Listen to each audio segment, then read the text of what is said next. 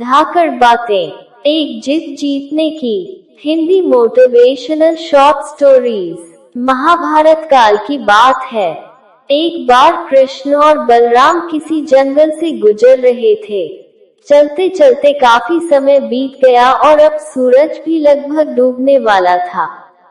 अंधेरे में आगे बढ़ना संभव नहीं था, इसलिए कृष्ण बोले, बलराम, हम ऐसा करते हैं कि अब सुबह होने तक यहीं ठहर जाते हैं। सुबह होते ही हम अपने मंजिल की ओर बढ़ चलेंगे। बलराम बोले, पर इस घने जंगल में हमें खतरा हो सकता है।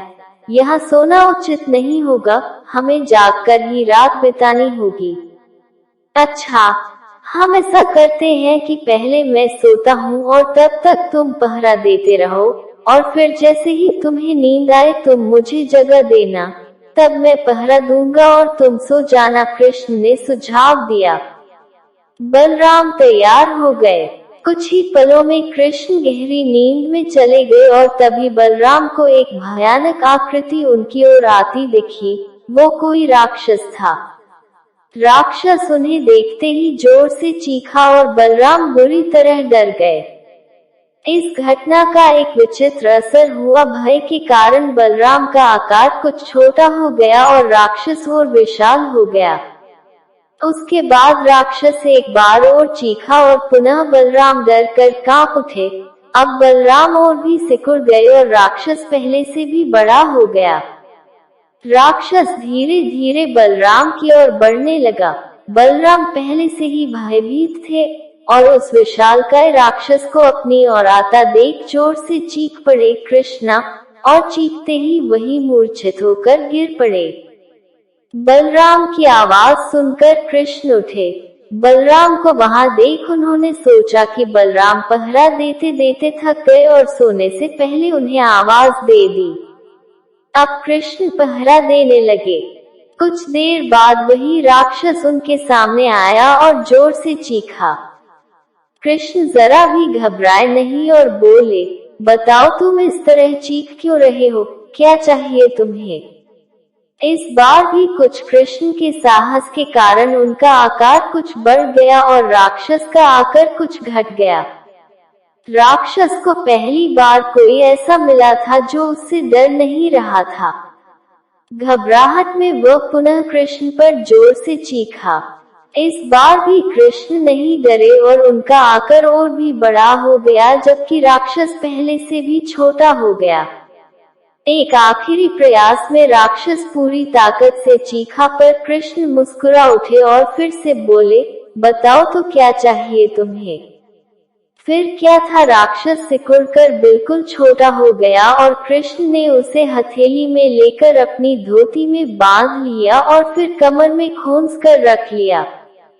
कुछ ही देर में सुबह हो गई। कृष्ण ने बलराम को उठाया और आगे बढ़ने के लिए कहा।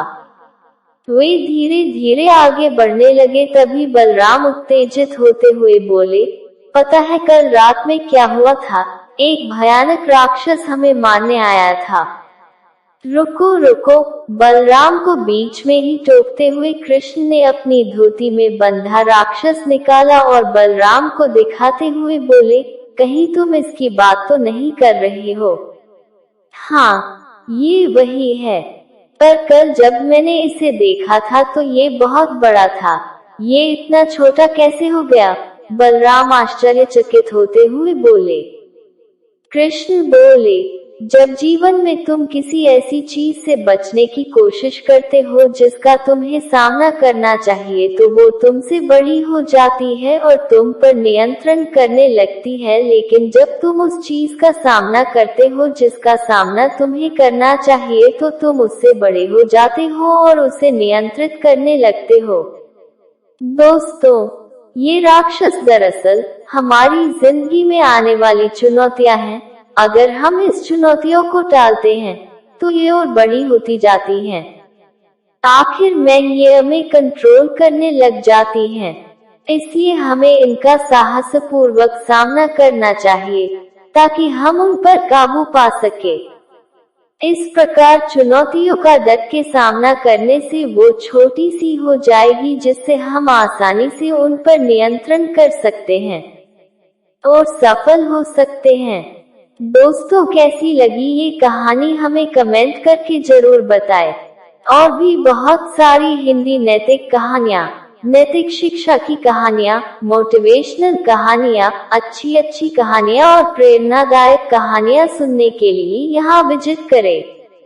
आपका हमारे चैनल पर आने के लिए बहुत बहुत धन्यवाद। कृपया लाइक, कमेंट, शेयर और सब्सक्राइब जरूर करें।